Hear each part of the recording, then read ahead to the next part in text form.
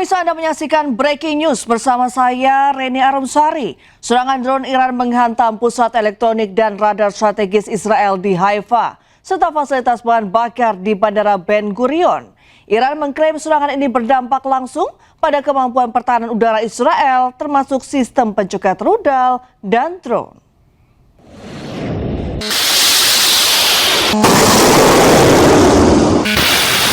Tentara Iran mengumumkan telah melancarkan serangan drone terhadap sejumlah target strategis milik Israel termasuk pusat peperangan elektronik dan radar di Haifa. Dalam pernyataan resminya, Iran menyebut fasilitas yang menjadi sasaran merupakan bagian dari kelompok kedirgantaraan Israel termasuk pusat teknologi milik Elta yang dikenal sebagai salah satu pilar penting dalam sistem pertahanan elektronik Israel.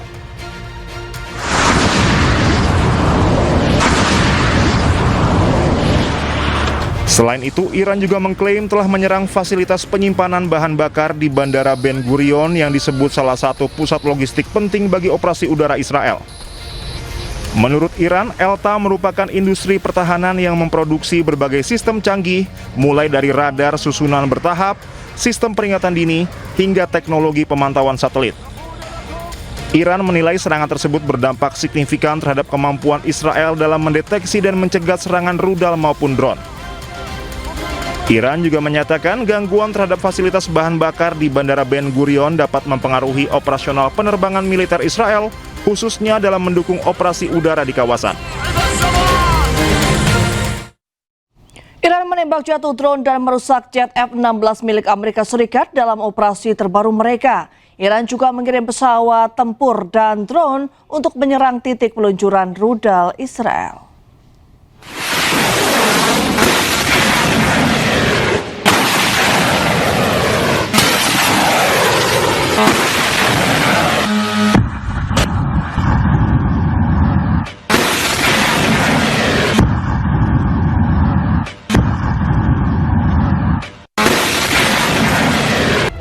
Korps Garda Revolusi Iran mengumumkan berhasil menembak jatuh drone MQ-9 Amerika Serikat dan merusak jet tempur F-16.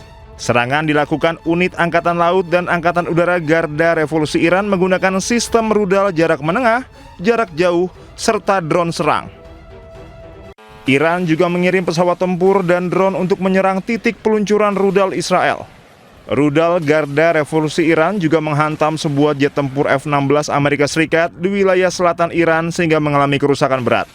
Iran memperingatkan Amerika Serikat jika penargetan terhadap fasilitas industri Iran kembali terjadi, akan ada potensi eskalasi yang lebih lanjut.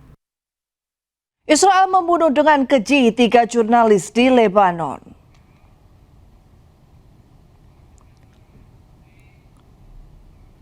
Ketiga jurnalis itu dibantai dengan rudal presisi ketika sedang berkendara bersama dalam satu mobil. Militer Israel menyebut salah satu yang tewas adalah Ali Hassan Suwaib. Aksi ini dilakukan karena Israel mengklaim ketiga jurnalis terafiliasi dengan jaringan Hizbullah. كثيرا على داخل السيارة هذه المعدات أريد أن أختم من هنا مجددا אנחנו שוללים עוד ועוד יכולות שמאיימות על ביטחון ישראל. בלבנון, כוחות פיקוד הצפון בהובלת מפקד הפיקוד תוקפים ומביאים להישגים רבים. כוחות צה"ל מתמרנים בדרום לבנון ומעמיקים את מרחב ההגנה הקדמי. שליטה במרחב הזה מונעת ירי ישיר על היישובים. לשם כך אנחנו פועלים כרגע. לצד הפעולות האלו, אנחנו כל הזמן מתמקדים בפגיעה ביכולות שיגור הירי לעבר ישראל. חיסלנו עד עכשיו למעלה מ-850 מחבלי חיזבאללה. היום תקפנו וחיסלנו בלבנון את עלי חסן שואב, מחבל ביחידת המודיעין.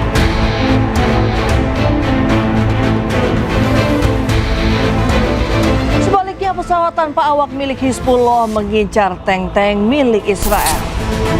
Suasana dengan target tank Israel dirilis oleh kelompok Hizbullah pada Kamis waktu setempat. Serangan Hizbullah menghancurkan beberapa tank lapis baja Israel terjadi di kota Taipei, Lebanon Selatan.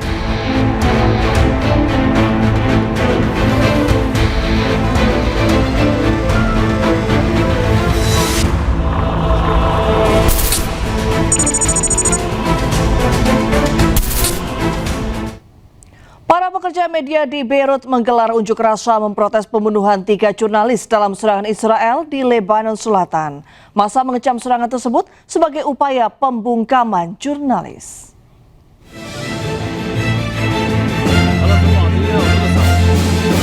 Para pekerja media menggelar protes di Beirut pada hari Sabtu untuk mengecam pembunuhan 3 jurnalis dalam serangan Israel di Lebanon Selatan.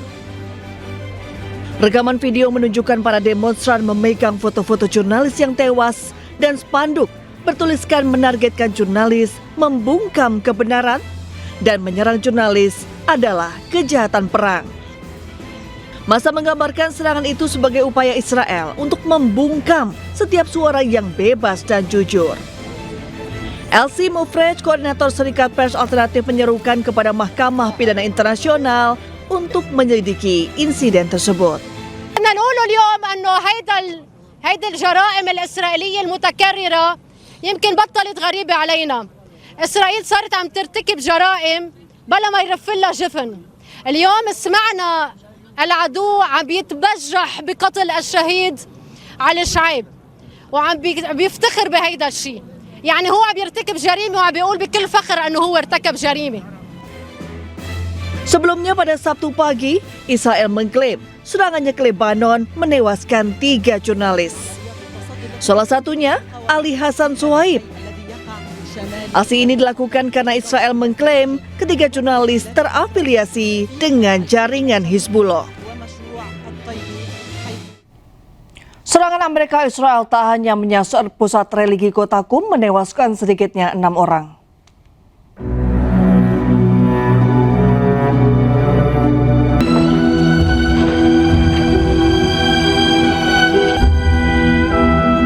Amerika Israel menghantam permukiman yang menghancurkan bangunan. Laporan kantor berita Iran Tasnim News, jumlah korban luka belum diketahui dan masih didata. Bulan Sabit Merah Iran terus melakukan pencarian terhadap penyintas yang mungkin masih terjebak di reruntuhan bangunan. Serangan Amerika Israel dilancarkan hampir bersamaan, menargetkan 7 kota termasuk Teheran dan Qum.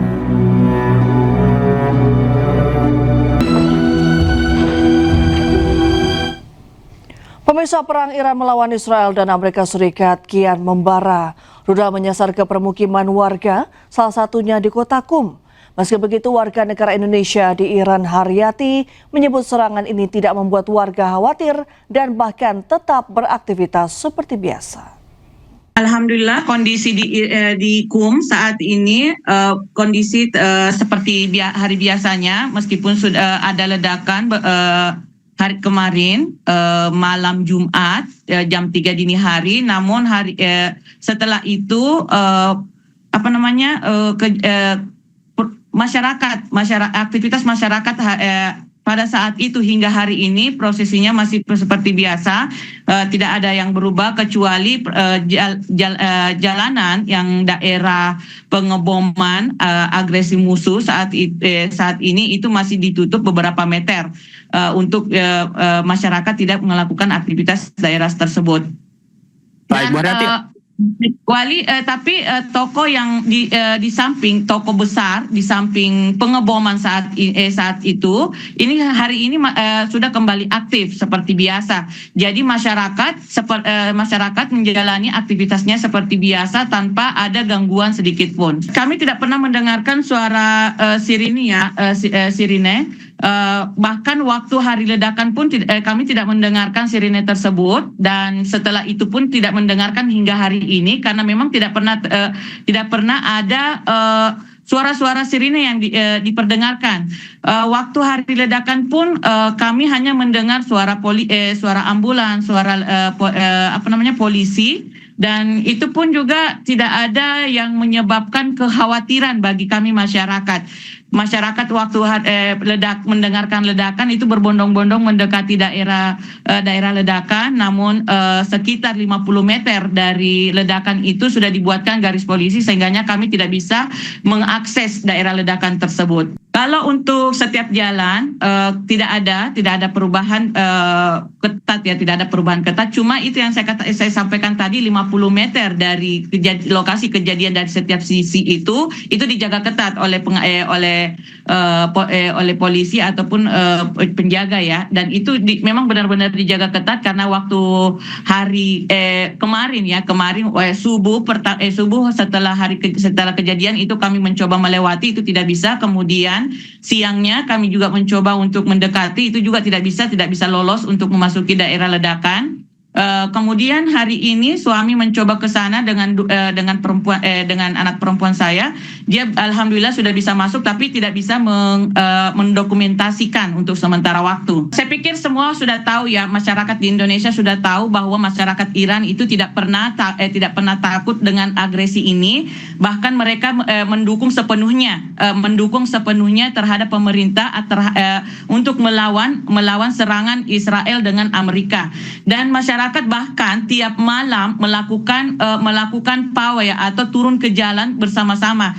Bahkan di sejak peledakan kemarin itu tadi malam masyarakat membludak memenuhi jalanan menyatakan kedukungannya terhadap pemerintah untuk melawan, bahkan untuk tidak melakukan gencatan senjata terhadap musuh. Ini malam pun akan diadakan proses melayat 18 yang syahid ini, itu dengan mengajak semua masyarakat untuk turun ke jalan dari jam 8 malam hingga prosesi pelayatan itu selesai.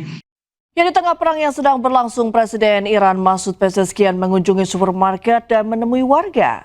Pezeshkian mengecek stok kebutuhan pokok dan memastikan distribusi untuk warga aman.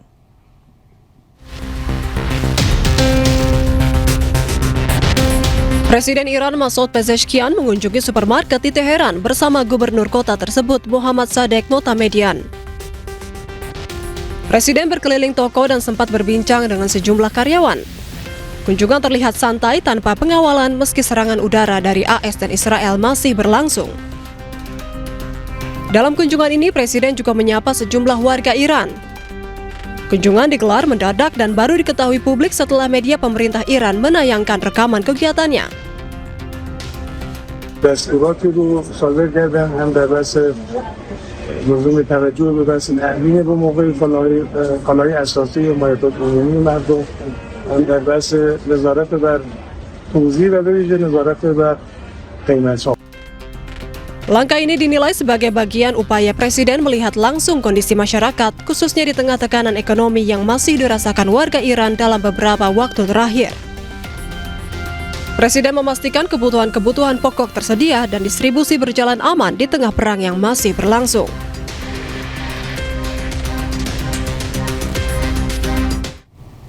Ya, tak hanya Presiden Iran, warga di Teheran, Iran juga terlihat santai dan beraktivitas di tengah perang Israel Amerika Serikat melawan Iran. Warga di Taman Partisan di Teheran, Iran beraktivitas seperti biasanya, meski perang Israel Amerika Serikat melawan Iran terus memanas. Para warga beraktivitas secara normal, mulai dari berolahraga hingga berpiknik. Mereka merasa tak ada yang perlu ditakutkan meski perang terus memanas.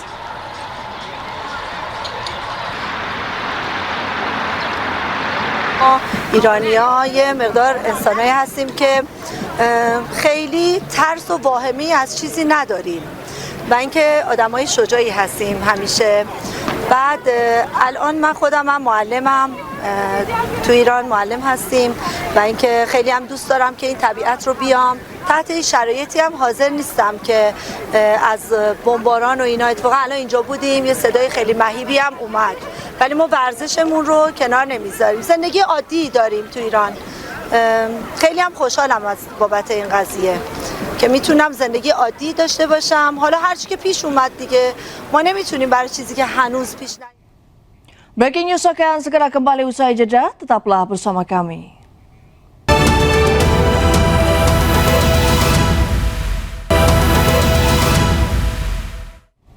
Kembali di Breaking News, pemirsa, Houthi meluncurkan serangan rudal balistik pertama dengan mengarah ke daerah militer Israel yang berada di wilayah Palestina Selatan. Kelompok Houthi melakukan intervensi militer langsung dalam konflik Timur Tengah dengan melakukan serangan ke Israel hari Sabtu waktu setempat. Serangan yang dilakukan dari Yaman sebagai bentuk aliansi baru untuk terlibat dalam perang melawan Amerika Serikat dan Israel. Peluncuran operasi militer pertama mereka ke Israel menargetkan daerah permukiman dan bangunan militer milik Israel di Palestina Selatan.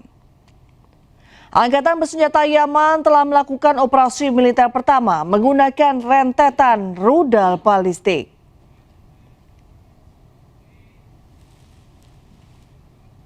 تنفيذا لما ورد في بيان القوات المسلحة اليمنية السابق بشأن التدخل العسكري المباشر دعما وإسنادا للجمهورية الإسلامية في إيران ولجبهات المقاومة في لبنان والعراق وفلسطين، ونظرا لاستمرار التصعيد العسكري واستهداف البنية التحتية وارتكاب الجرائم والمجازر بحق إخواننا في لبنان وإيران والعراق وفلسطين، فإن القوات المسلحة اليمنية بعون الله تعالى وبالتوكل عليه نفذت أول عملية عسكرية، وذلك بدفعة من الصواريخ البالستية، والتي استهدفت أهدافا عسكرية حساسة للعدو الإسرائيلي جنوبي فلسطين المحتلة. وقد جاءت هذه العملية تزامنا مع العمليات البطولية التي ينفذها الإخوة المجاهدون في إيران وحزب الله في لبنان، وقد حققت العملية أهدافها بنجاح بفضل الله.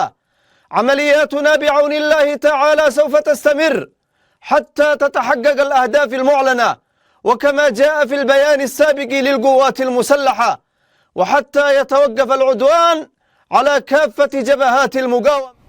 Ya, 1 bulan eskalasi konflik di Timur Tengah, unit khusus militer Israel melakukan operasi lintas batas menyusuri jalur pegunungan untuk mencegah potensi ancaman milisi bersenjata.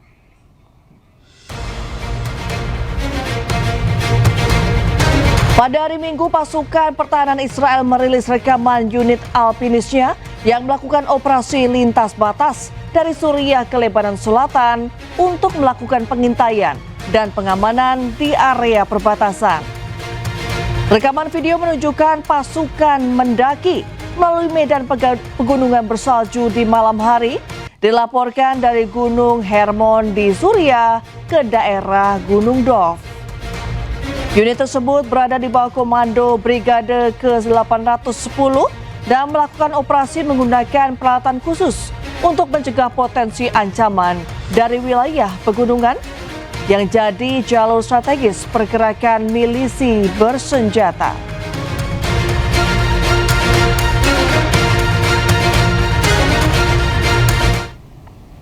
Amerika Serikat mengirimkan ribuan pasukan tambahan dari Divisi Lintas Udara ke-82 ke kawasan Timur Tengah. Sementara itu lebih dari 1 juta pejuang Iran dimobilisasi di tengah meningkatnya spekulasi rencana operasi darat oleh Amerika Serikat dan Israel.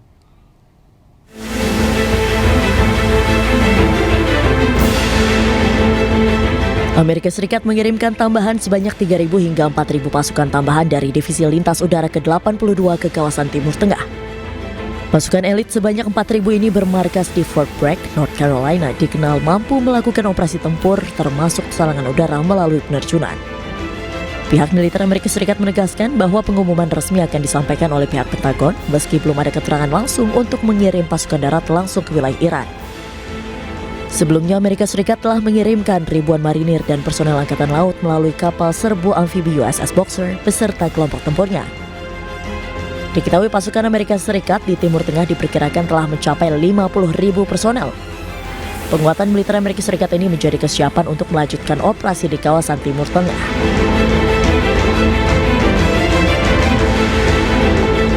Sementara itu di sisi lain, Teheran menegaskan kesiapannya menghadapi kemungkinan konfrontasi langsung di wilayahnya.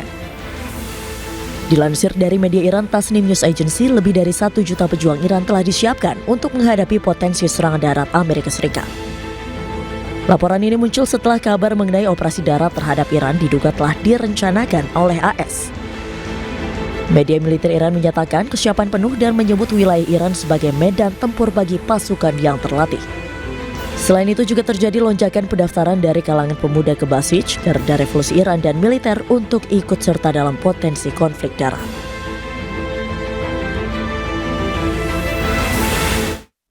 Ya, timnas sepak bola putra Iran membawa tas sekolah saat menjalani laga persahabatan melawan Nigeria.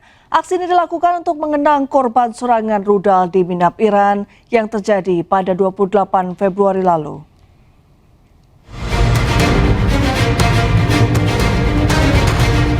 Timnas sepak bola putra Iran memberikan penghormatan kepada korban serangan rudal di Minab, Iran saat menjalani laga persahabatan melawan Nigeria di Antalya, Turki. Sambil menyanyikan lagu kebangsaan, para pemain timnas sepak bola putra Iran ini membawa tas sekolah berwarna merah muda dan ungu. Aksi ini menjadi bentuk penghormatan secara simbolis kepada para korban yang terkena serangan rudal di sekolah putri di Minab.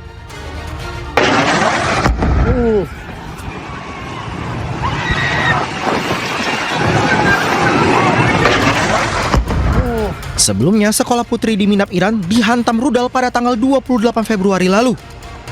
Serangan ini membuat 175 orang tewas, sebagian besar anak-anak.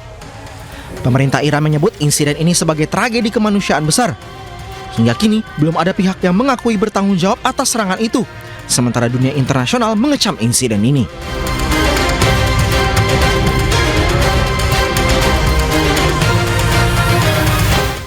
Ratusan warga Yahudi anti-Zionis menggelar demo di Yerusalem. Mereka menuntut Israel menghentikan perang dengan Iran.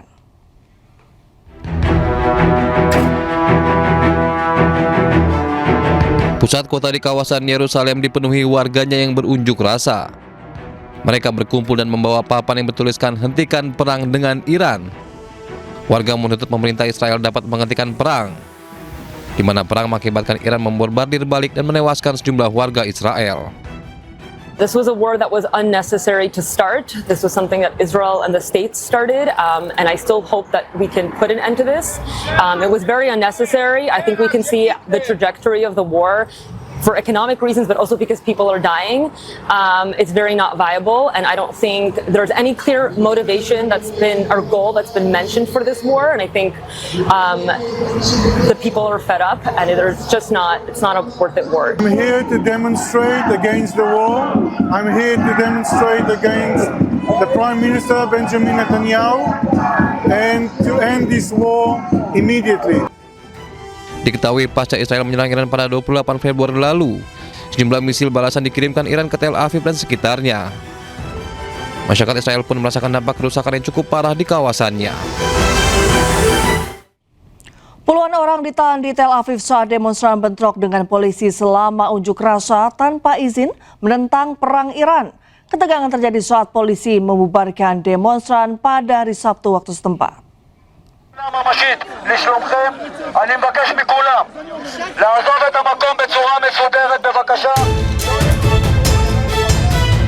Rekaman video menunjukkan petugas mengeluarkan perintah pembubaran melalui pengeras suara.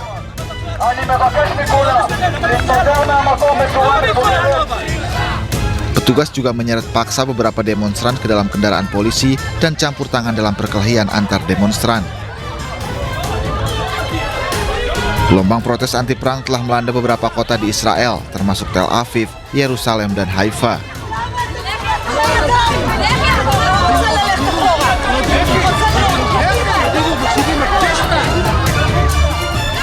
Media lokal menyebut 18 demonstran telah ditangkap pada Sabtu waktu setempat.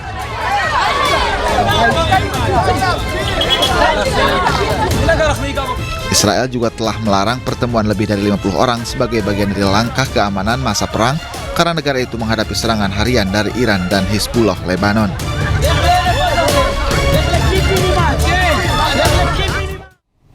Jutaan demonstran berkumpul di seluruh Amerika Serikat untuk menentang Presiden Donald Trump.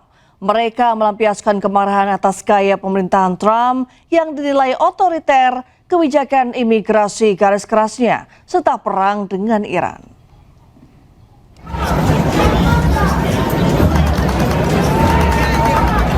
Aksi demonstrasi besar-besaran di seluruh Amerika Serikat berlangsung pada Sabtu waktu setempat. Setidaknya 8 juta orang berkumpul di lebih dari 3.000 acara di seluruh 50 negara bagian Amerika Serikat, baik di kota besar hingga kota-kota kecil. Ini adalah kali ketiga dalam kurang dari setahun warga Amerika Serikat turun ke jalan sebagai bagian dari gerakan akar rumput yang disebut No Kings.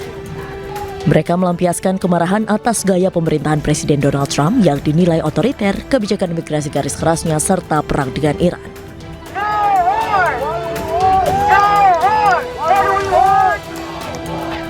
Di New York, ribuan demonstran berkumpul termasuk aktor peraih Oscar Robert De Niro. Para demonstran membawa poster yang menunjukkan penentangan terhadap Trump.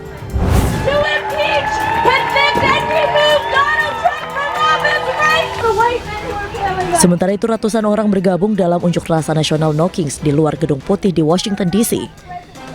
Mereka juga mengecam kebijakan imigrasi, langkah-langkah tarif, dan operasi militer luar negeri Presiden Amerika Serikat Donald Trump. Para pengunjuk rasa mengibarkan bendera AS serta memegang papan bertuliskan pesan-pesan seperti tidak ada perang, tidak ada ICE, tidak ada raja.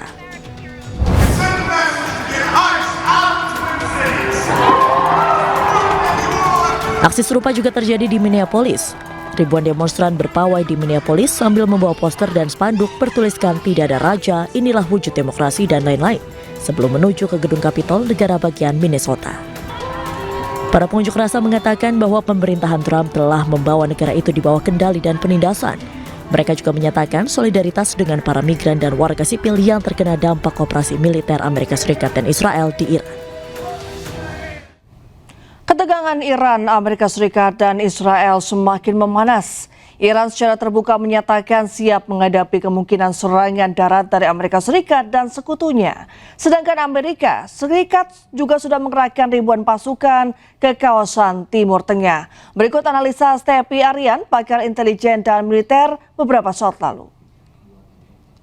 Ya, jadi kalau kita lihat tadi tayangan yang tadi ya Mbak, jadi USS Tripoli dari Jepang itu kan sudah sekitar 3.500-an ya.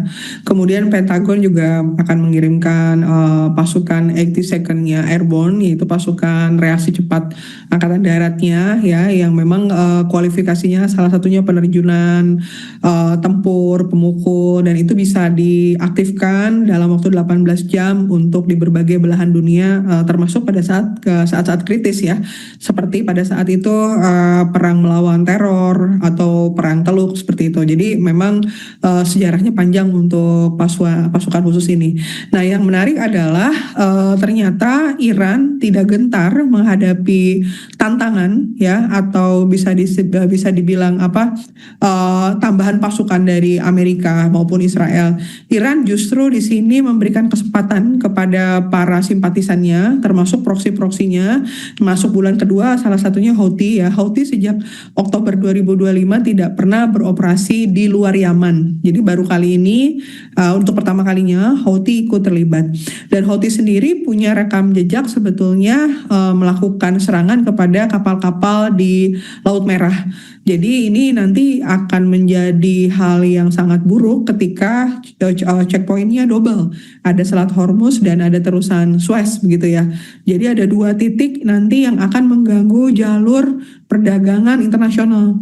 Dan ini kalau memang benar terjadi, maka akan jadi sejarah paling buruk dalam peperangan yang ada di muka bumi ini, dan kemudian berdampak langsung kepada energi dunia ya, 80 tahun kayaknya tidak pernah ada kasus-kasus seperti ini.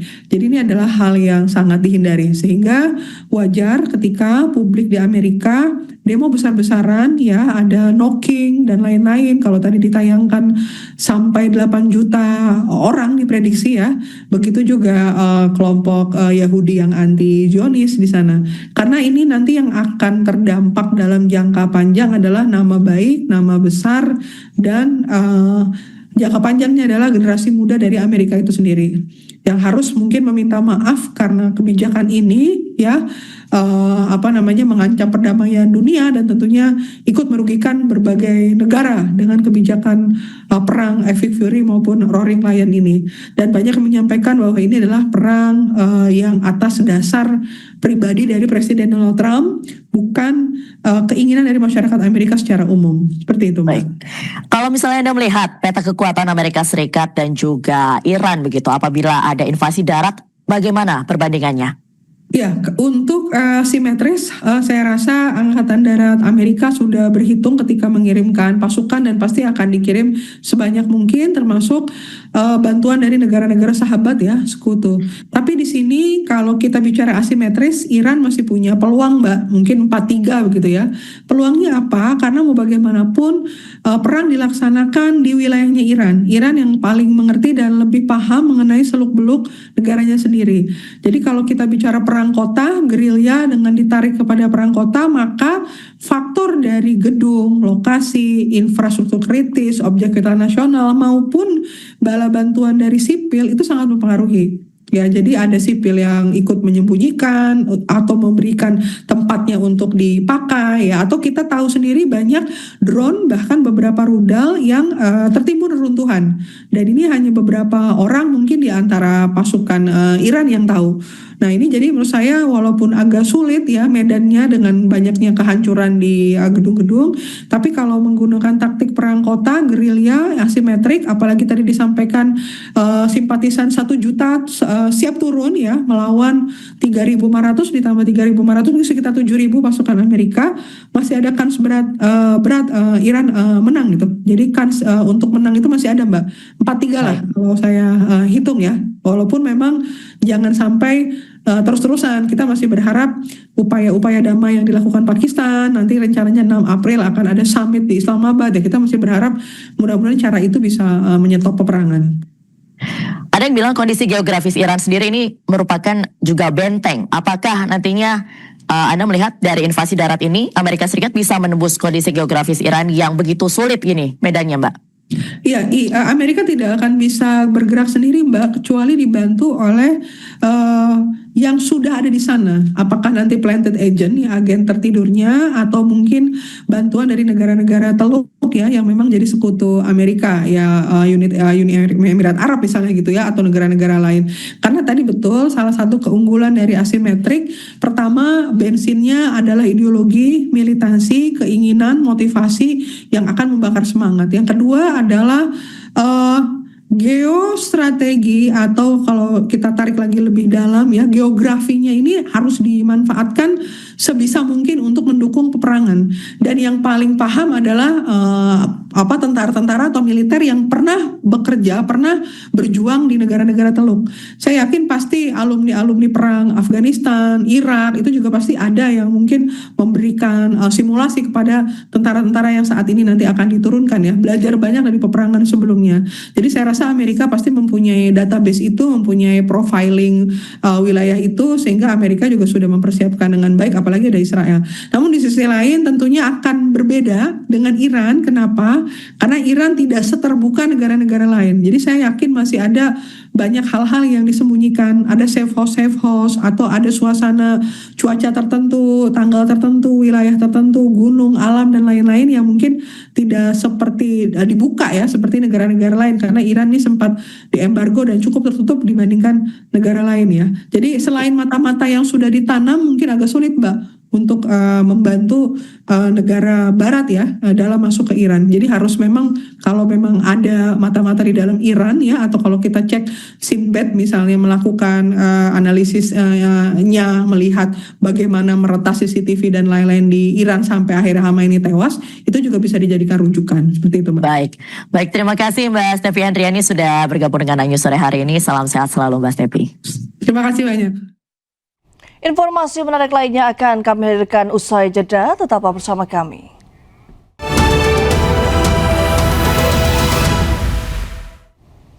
Anda kembali menyaksikan Breaking News pemirsa. Amerika Serikat siap mengirimkan ribuan pasukan tambahan dari Divisi Lintas Udara ke-82 ke kawasan Timur Tengah. Tambahan 3.000 hingga 4.000 personel di tengah pembahasan kesepakatan dengan Iran untuk mengakhiri perang.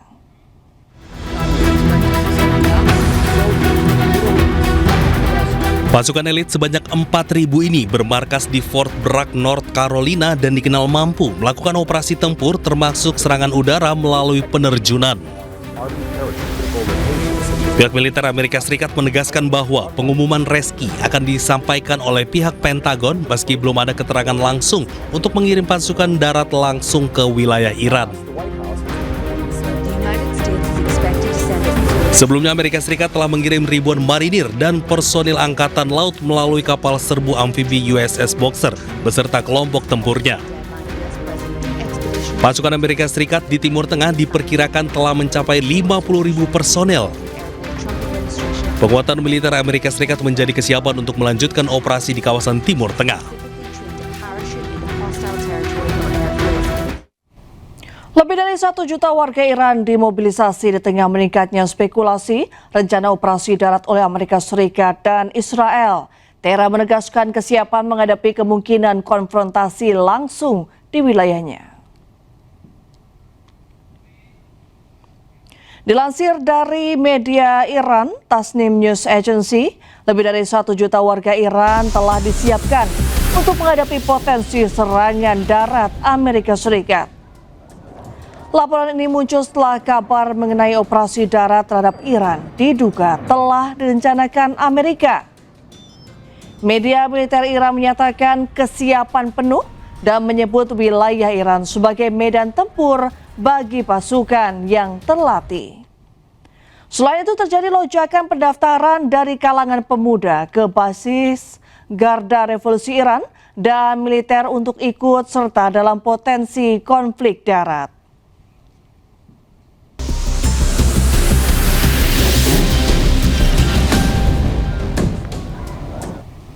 Perang darat yang digadang-gadang Amerika akan berdampak lebih parah, akan lebih banyak korban nyawa yang berjatuhan. Lantas sampai kapan perang akan berlangsung? Berikut pernyataan praktisi dan pengajar hubungan internasional Dina Prapto Raharja. Perang sayangnya ya, walaupun kita udah berusaha untuk menghindari, mencoba jalan negosiasi, juga negara seperti Pakistan sudah mulai membuka komunikasi untuk dimungkinkan ada negosiasi, sepertinya masih akan berjalan selama beberapa waktu ke depan. Berapa lamanya kita belum tahu, tapi kalau dilihat dari persiapan pasukan darat Israel itu sebenarnya bukan hanya ditujukan untuk ke Iran, tapi juga untuk menduduki Lebanon Selatan. Jadi wilayah-wilayah di sekitar Timur Tengah itu juga tetap harus waspada, karena dengan Israel masuk ke wilayah Lebanon itu sebenarnya juga membuka ruang bagi Iran menyerang juga infrastruktur kunci di daerah Teluk. Dan Amerika Serikat dengan posisi pasukannya yang demikian banyak, kemungkinannya kan dua ya, bisa dari serangan langsung di daerah Selat Hormuz, atau dia masuk lewat udara lagi menambah intensitasnya, atau seperti yang dia pernah bilang juga, Amerika Serikat bilang dia akan mencoba masuk lewat ground, lewat darat gitu. Semuanya risikonya sangat buruk. Setiap waktu yang ditambah untuk perang ini, itu berarti korban jiwa, demikian pula krisis di bidang energi dan ketidakpastian di bidang ekonomi global. Saya kira dari segi praktis, sebenarnya ada tarik-menarik juga ya di dalam negeri beberapa negara yang selama ini kita tahu menjadi tempat di mana proksi Iran atau Iran sudah banyak membantu program-program di negara-negara tersebut. Kenapa Irak misalnya dan Yemen itu berikutnya, negara berikutnya yang juga mempertimbangkan untuk ikut membantu, karena Iran itu selama ini punya program-program berbentuk organisasi massa ya di negara-negara tetangga itu. Jadi macam kalau di sini Muhammadiyah lah gitu. Jadi besar mereka, jauh lebih besar daripada Muhammadiyah ya skalanya. Jadi dia punya rumah sakit, punya pusat pendidikan, punya pusat-pusat bantuan donasi untuk masyarakat. Jadi dari sisi ikatan batin itu sangat kuat ya di antara negara-negara yang disebut proksinya Iran. Dan di situ negara-negara yang lain yang juga sebenarnya menunggu dan mengawasi, kita lihat juga sudah mulai ikut bicara seperti Turki. Itu kan juga sudah diprovokasi juga ya oleh Israel. Jadi sekali lagi kita harus melihat lebih lebar, tidak hanya terpaku pada statement Presiden Donald Trump, tetapi tetap konsisten melihat apa yang menjadi tujuan dari Amerika Serikat. Minimal kalau menurut saya tujuannya itu sebenarnya adalah make America great again, membuat Amerika kelihatan mengatur dunia. Dan yang kedua, dia sudah bulan November 2025 Trump menandatangani executive order bahwa Amerika Serikat itu sekarang bukan lagi Departemen Pertahanan tetapi Department of War. Memang tujuannya itu adalah untuk perang di berbagai belahan dunia. Nah itu yang harusnya kita pegang, itu aja. Berarti yang harus kita antisipasi sebenarnya kok nggak ada statement ya apa-apa dari negara lain tentang tujuan Amerika yang itu melakukan destruksi di berbagai tempat. Dan Israel posisinya di sini juga harus kita cermati di dalam negeri ya. Dia harusnya bulan Mei besok kan pemilu. Dan kita tahu ini pemilu yang sangat eksistensial sebenarnya untuk Netanyahu, karena di dalam negeri dia dikejar-kejar juga untuk kasus korupsi. Kemudian dengan pemilu ini gagal misalnya bulan Mei karena dia masih perang dan di sana kan wajib militer ya, situasinya juga porak-poranda, bisa dibayangkan dia masih akan tetap berkuasa. Jadi risiko terburuknya adalah kita membiarkan diri kita rusak dulu di banyak tempat, baru kemudian bereaksi gitu. Di mana posisi negara-negara yang selama ini sebenarnya punya ruang untuk bicara. Ya, di tengah konflik Timur Tengah yang kian memanas, Amerika dan Israel berselisih soal rencana perdamaian dengan Iran. Amerika Serikat dan Israel berbeda pendapat terkait 3 isu utama.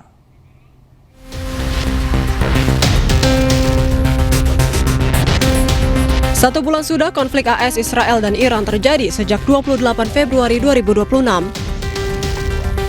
Dalam sepekan terakhir, Amerika Serikat dan Iran tengah berupaya bernegosiasi untuk melakukan deeskalasi konflik yang dimediasi oleh Pakistan. 23rd March, the Prime Minister spoke with the President of Iran, His Excellency Dr. Masoud Pezeshkian. The leaders discussed the grave situation in the Gulf region, emphasizing the urgent need for de-escalation, dialogue, and diplomacy.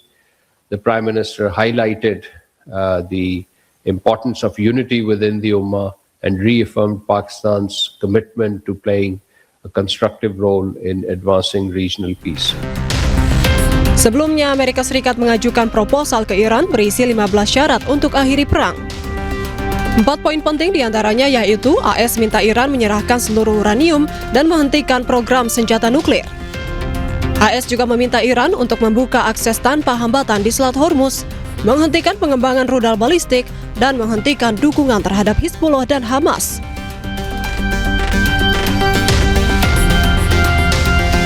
Di tengah buntunya negosiasi antara AS Iran, Amerika Serikat dan Israel berbeda pendapat soal 3 isu dalam rencana perdamaian dengan Iran.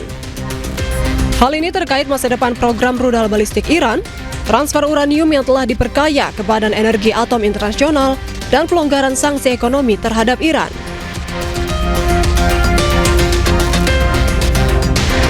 Di tengah konflik yang kian membara, apakah Amerika Serikat dan Israel saat ini berada di persimpangan jalan?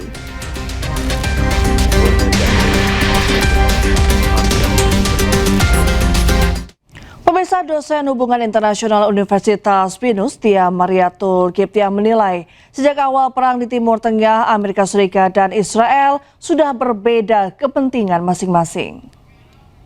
dari awal mereka melancarkan senjata memang melancarkan perang maksud saya itu memang sudah berbeda kepentingan nasional masing-masing. Israel ingin melenyapkan Iran dari kawasan karena memang kepentingan nasional Israel adalah Iran merupakan batu sandungan untuk terbentuknya negara Israel. Sementara Amerika Serikat hanya ingin menggulingkan rezim dan berharap bahwa rezim baru itu akan berpihak kepada Amerika Serikat terutama dalam resource ya.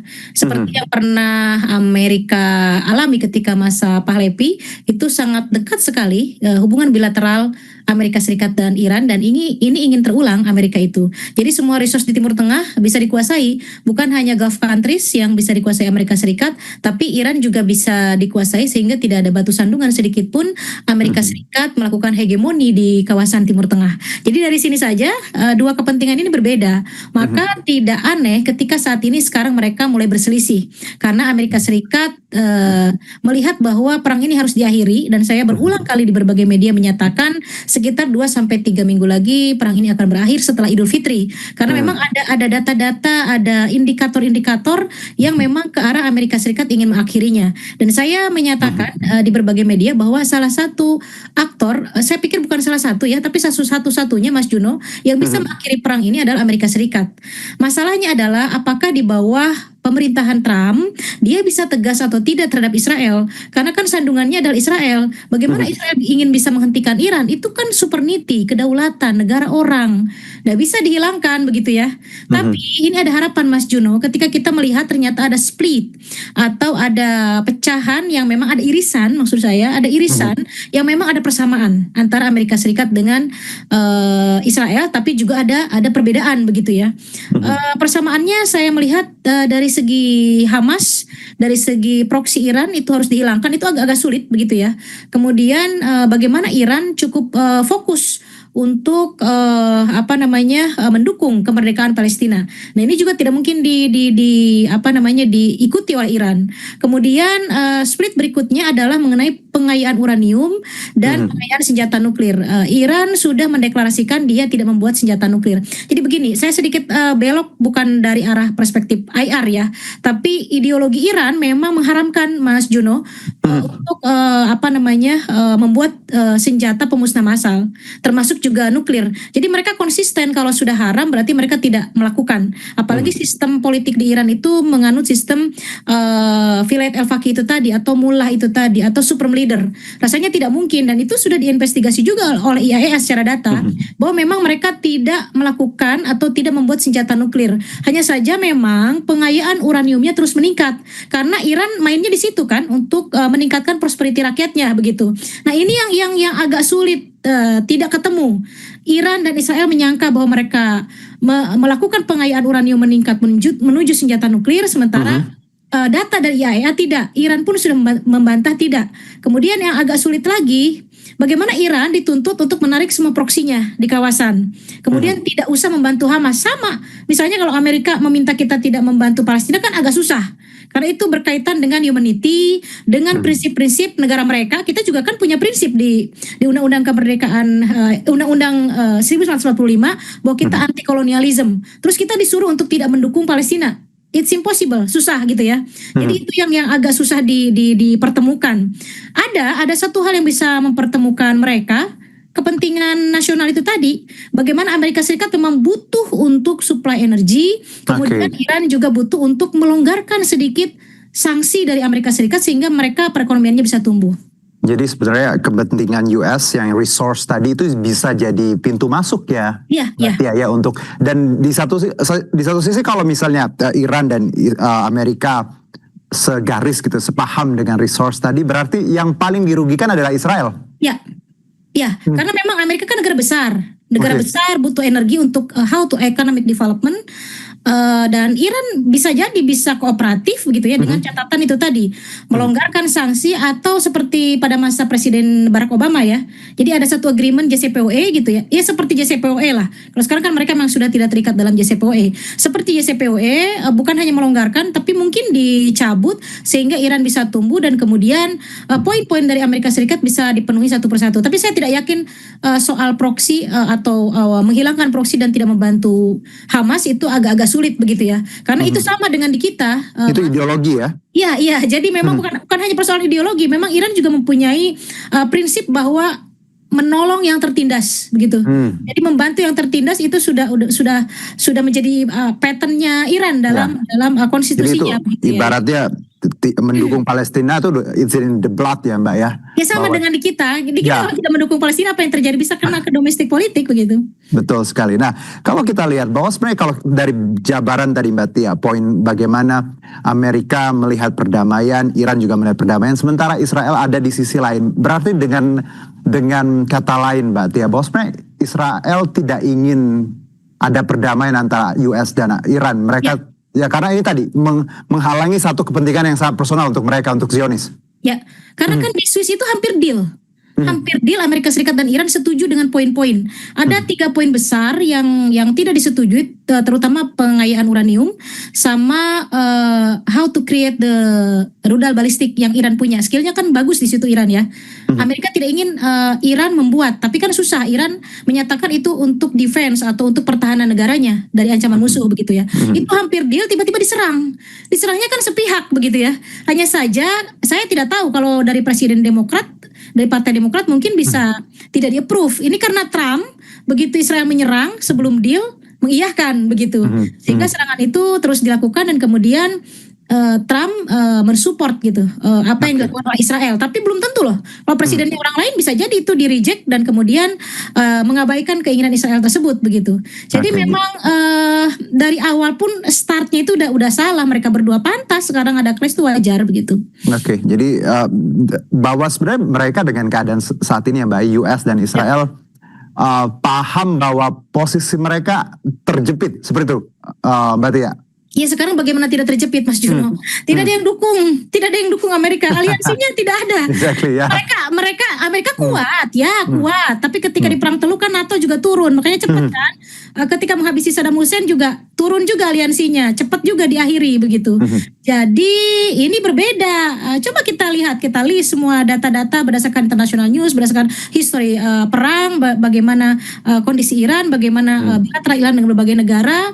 Rupanya dari aliansi Amerika Serikat tidak ada yang dukung, bahkan mereka di belakang Amerika Serikat ada yang kalah Iran untuk kapalnya lewat begitu. Ini semua untuk mementingkan diri mereka masing-masing. Energi Mas, energi itu sangat penting. Karena kalau kita bicara permainan Iran ya Mbak ya, bahwa center of gravity-nya kan Hormuz nih, ini dimainkan dengan baik dan akhirnya tadi Amerika dan juga negara-negara yang tidak sepihak dengan Iran kebingungan kan? Ya. Betul. Oke, Mbak Tia, kalau kita lihat dengan keadaan seperti ini, apakah ada kemungkinan ke depannya Amerika akan, ya sudah, tidak akan mempertimbangkan poin Israel dan akan mengikuti egonya mereka, resource, dan akhirnya mungkin ada perdamaian, Mbak Tia? Possibility-nya seperti apa? Kalau sekiranya tekanan publik Amerika Serikat terus tinggi, karena kan memang harga minyak di Amerika Serikat, harga BBM maksud saya, di Amerika Serikat terus naik kan, sekarang udah $8, mungkin bisa 9, 10. Itu kalau sudah 10, walaupun mereka negara maju, kemudian berpenghasilan tinggi, taxnya juga tinggi, akan teriak juga Mas. Itu esensi, saya bilang energi itu. Jadi kalau sudah pressure daripada publik, bisa jadi poin-poin yang diinginkan oleh Israel, beberapa akan tidak di-approve oleh Amerika Serikat, yang penting ada deal dan mereka kembali ke perundingan. Dan tujuan untuk mengubah rezim yang diinginkan Israel, kemudian rezim baru itu manut terhadap Israel tidak tercapai. Sekarang kan jalan semuanya. Walaupun sudah terbunuh beberapa petingginya, saya bilang mereka tidak paham apa yang disebut Vilayat al-Faqih, kan itu berlapis, bukan fase 1, fase 2, fase 3, enggak. Mereka itu akan terus vote, mereka itu akan terus ada kaderisasi, dan anehnya ya, patternnya Ayatollah itu sama, patternnya RAGC, pimpinannya itu sama begitu. Jadi agak sulit menumbangkan rezim. Satu-satunya cara Amerika harus kooperatif, dan saya pikir pihak Iran tuh tidak seradikal yang mereka pikirkan. Buktinya Ayatollah Ali Khamenei saja mau kan berunding. Ini Swiss tuh di bawah Ayatollah Ali Khamenei. Dan Mujtaba juga saya pikir oke untuk berunding. Ini kan hanya tuduhan-tuduhan Israel begitu. Mbak Tia, kalau satu mungkin terakhir nih sebelum kita akhiri, tren ke depannya Anda melihat dari ada poin-poin negosiasi, ada inisiasi yang dilakukan oleh Pakistan. Anda melihat apakah akan ada full stop nanti ke depannya dalam beberapa hari atau minggu ke depan menurut Anda? analisa? Saya kurang yakin ya. I'm not sure with the Pakistan, tapi mudah-mudahan ya. Saya tidak yakin cara diplomasinya Pakistan ya. Tapi mudah-mudahan. Saya sih berharapnya Cina begitu, tapi Xi-nya agak diam aja gitu ya. Tidak begitu bersambut, baru dia mendeklarasikan sudahlah kalian jangan melanjutkan perang ini karena tidak akan ada yang menang begitu. Pemirsa, jangan kemana-mana, breaking news segera kembali usai jeda.